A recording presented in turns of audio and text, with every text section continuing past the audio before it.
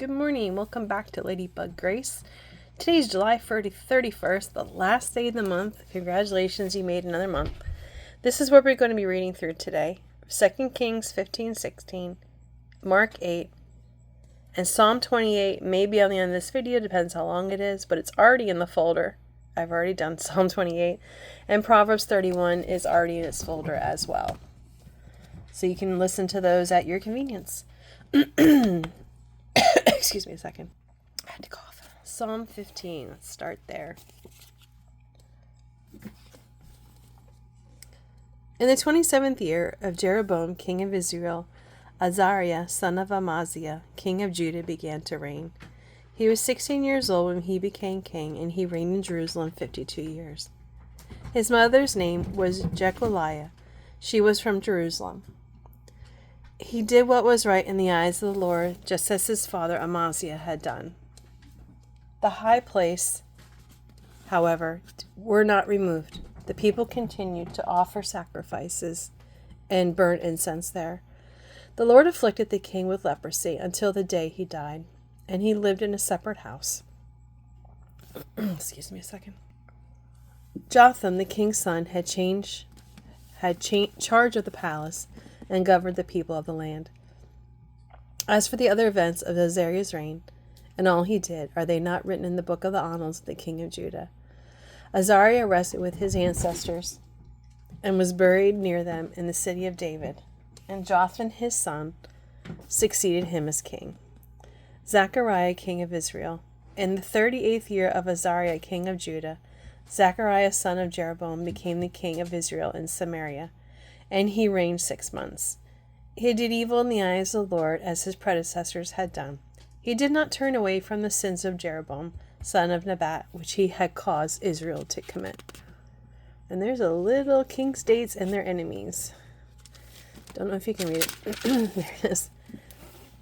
Shallum, son of Jabesh, conspired against Zechariah. He attacked him in front of the people, assassinated him, and succeeded him as king. The other events of Zechariah's reign are written in the book of annals of the king of Israel. So the word of the Lord, spoken to Jehu, was fulfilled. Your descendants will sit on the throne of Israel to the fourth generation. Shallum, king of Israel. Shallum, son of Jabesh, became king in the 39th year of Uzziah, king of Judah, and he reigned in Samaria 1 month. Then Menahem, son of Gadi, went from Tirzah up to Samaria. He attacked Shallum, son of Jabesh, in Samaria, assassinated him, and succeeded him as king. The other events of Shallum's reign and the conspiracy he led are written in the book of the annals of the kings of Israel. At that time, Menahem, starting out from Tirzah, attacked Tipshah and everyone in the city and its vicinity, because they refused to open their gates. He sacked Tipshah and ripped open all the pregnant women. Menahem, king of Israel. In the 39th year of Azariah, king of Judah, Menahem, son of Gadi, became king of Israel, and he reigned in Samaria 10 years. He did evil in the eyes of the Lord. During his entire reign he did not turn away from the sins of Jeroboam, son of Nebat, which he had caused Israel to commit. Sorry, my stomach, I'm riding waves right now of nausea. So give me a second. Then Pul, king of Assyria, invaded the land, and Menahem gave him 1,000 talents of silver to gain his support and strength, his own hold on the kingdom. Menahem exacted his money from Israel. Every wealthy person had to contribute 50 shekels of silver to be given to the king of Assyria. So the king of Assyria withdrew and stayed in the land no longer. As for the other events of Menahem's reign and all he did, are they not written in the book of the annals of the king of Israel? Menahem rested with his ancestors, and Pekahiah, his son, succeeded him as king. Pekahiah, king of Israel. In the 50th year of Azariah, king of Judah, Pekahiah, son of Menahem, became king of Israel in Samaria, and he reigned 2 years. Pekahiah did evil in the eyes of the Lord. He did not turn away from the sins of Jeroboam, son of Nebat, which he had caused Israel to commit. One of his chief officers, Pekah, son of Remaliah, conspired against him, taking 50 men of Gilead with him. He assassinated Pekahiah along with the Argob and Ariah in the citadel of the royal palace at Samaria. So Pekah killed Pekahiah and succeeded him as king. The other events of Pekahiah's reign and all he did are written in the book of the annals of the king of Israel. Pekahiah, king of Israel. In the 52nd year of Azariah, king of Judah, Pekah, son of Remaliah, became king of Israel in Samaria, and he reigned 20 years. He did evil in the eyes of the Lord. He did not turn away from the sins of Jeroboam, son of Nebat, which he had caused Israel to commit. In the time of Pekah, king of Israel, Tiglath-Pileser, king of Assyria, came and took Tijon, Abel Beth-Maachah, Jonab, Kadesh, and Hazor. He took Gilead and Galilee, including all the land of Naphtali, and deported the people of Assyria. Then Hoshea, son of Elah, conspired against Pekah, son of Remaliah. He attacked and assassinated him, and then succeeded him as king in the 20th year of Jotham, son of Uzziah. As for the other events of Pekah's reign and all he did, are they not written in the book of the annals of the king of Israel? Jotham, king of Judah. In the 2nd year of Pekah, son of Remaliah, king of Israel, Jotham, son of Uzziah, king of Judah, began to reign. He was 25 years old when he became king, and he reigned in Jerusalem 16 years. His mother's name was Jerusha, daughter of Zadok. He did what was right in the eyes of the Lord, just as his father Uzziah had done. The high places, however, were not removed. The people continued to offer sacrifices and burn incense there. Jotham rebuilt the upper gate of the temple of the Lord. As for the other events of Jotham's reign and what he did, are they not written in the book of the annals of the king of Judah? In those days the Lord began to send Rezin, king of Aram, and Pekah, son of Ramah, against Judah. Jotham rested with his ancestors and was buried with them in the city of David, the city of his father, and Ahaz his son succeeded him as king. Chapter 16. Ahaz, king of Judah. In the 17th year of Pekah, son of Remaliah, Ahaz, son of Jotham, king of Judah, began to reign. Ahaz was 20 years old when he became king, and he reigned in Jerusalem 16 years. Unlike David his father, he did not do what was right in the eyes of the Lord his God. He followed the ways of the kings of Israel, and even sacrificed his son in the fire, engaged in the detestable practices of the nations of the Lord had driven out before the Israelites. He offered sacrifices and burned incense at the high places, on the hilltops, and under every spreading tree. Then Rezin, king of Aram, and Pekah, son of Remaliah, king of Israel, marched up to fight against Jerusalem and besiege Ahaz. But they could not overpower him. At that time, Rezin, king of Aram, recovered Elath for Aram by driving out the people of Judah. Edomites then moved into Elath and have lived there to this day. Ahaz sent messengers to say to Tiglath-Pileser, king of Assyria, I am your servant and vessel. Come up and save me out of the hands of the king of Aram and of the king of Israel, who are attacking me. And Ahaz took the silver and gold found in the temple of the Lord and in the treasure of the royal palace, and sent as a gift to the king of Assyria. The king of Assyria compiled by attacking Damascus and capturing it. He deported its inhabitants to Kit and put Rezin to death. Then King Ahaz went to Damascus to meet Tiglath-Pileser, king of Assyria.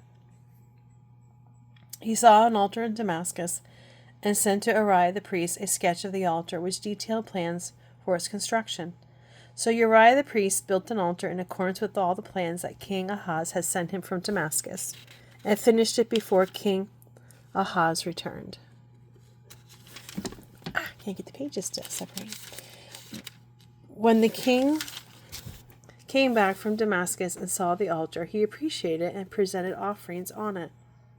He offered up his burnt offering and grain offering, poured out his drink offering, and splashed the blood of his fellowship offering against the altar. As for the bronze altar that stood before the Lord, he brought it from the front of the temple, from between the new altar and the temple of the Lord, and put it on the north side of the new altar.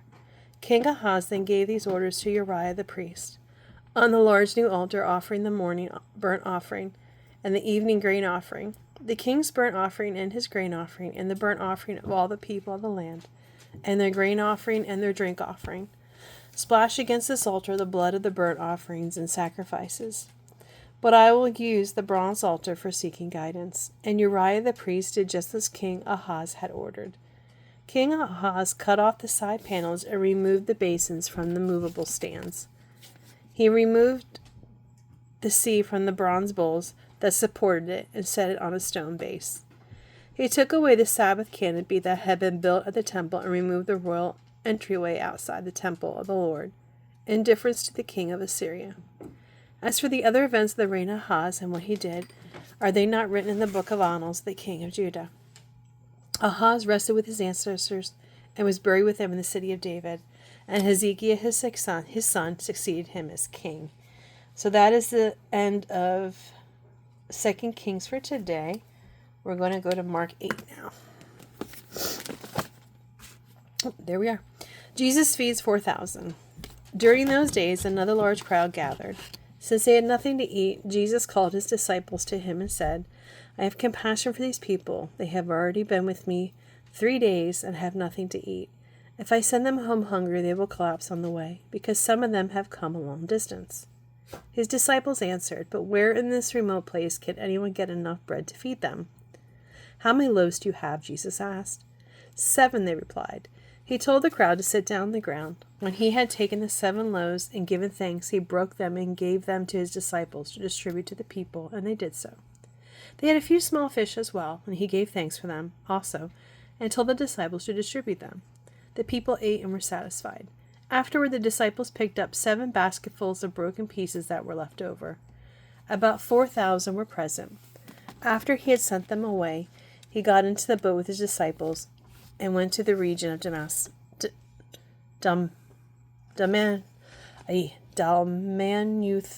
Dalmanutha. Leaders demand a miraculous sign. The Pharisees came and began to question Jesus. To test him, they asked him for a sign from heaven. He sighed deeply and said, Why does this generation ask for a sign? Truly I tell you, no sign will be given to it. Then he left them, got back into the boat, and crossed to the other side. Jesus warns against wrong teaching. The disciples had forgotten to bring bread except for 1 loaf they had with them in the boat. Be careful, Jesus warned. Watch out for the yeast of the Pharisees and that of Herod. They discussed this with one another and said, Is it because we have no bread? Aware of their discussion, Jesus asked them, Why are you talking about having no bread? Do you still not see or understand? Are your hearts hardened? Do you have eyes but fail to see, and ears but fail to hear? And don't you remember when I broke the 5 loaves for the 5,000? How many basketfuls of pieces did you pick up? Sometimes I have trouble reading the red words. I don't know if anyone else has that issue. 12, they replied. And when I broke the 7 loaves for the 4,000, how many basketfuls pieces did you pick up? They answered, 7. He says to them, Do you still not understand? Jesus restores sight to a blind man. He came to Bethsaida, and some people brought a blind man and begged Jesus to touch him. He took the blind man by the hand and led him outside the village. When he had spit on the man's eyes and put his hands on him, Jesus asked, Do you see anything? He looked up and said, I see people. They look like trees walking around. Once more, Jesus put his hands on the man's eyes. Then his eyes were opened. His sight was restored, and he saw everything clearly. Jesus sent him home, saying, Don't even go into the village. Peter says Jesus is the Messiah. Jesus and his disciples went on to the village around Caesarea Philippi. On the way he asked them, Who do people say I am? They replied, Some say John the Baptist, others say Elijah, still others one of the prophets. But what about you? He asked. Who do you say I am? Peter answered, You are the Messiah. Jesus warned them not to tell anyone about him. Jesus predicts his death the first time. He then began to teach them that the Son of Man must suffer many things, and be rejected by the elders, the chief priests and the teachers of the law, and that he must be killed, and after 3 days rise again. He spoke plainly about this, and Peter took him aside and began to rebuke him. But when Jesus turned and looked at his disciples, he rebuked Peter. "Get behind me, Satan," he said. "You do not have in mind the concerns of God, but merely human concerns." Then he called the crowd to him along with his disciples and said, "Whoever wants to be my disciple must deny themselves and take up their cross and follow me. For whoever wants to save their life will lose it, but whoever loses their life for me and for the gospel will save it. What good is it for someone to gain the whole world yet forfeit their soul? Or what can anyone give in exchange for their soul? If anyone is ashamed of me and my words in this adulterous and sinful generation, the Son of Man will be ashamed of them, and when he comes to his Father's glory with the holy angels." Well, thank you for joining me. I'm not sure if I'm just going to leave the other video in the folder. This is 16, almost 17 minutes long. So have a great day, everybody, and a blessed day. And I will talk with you tomorrow. Bye.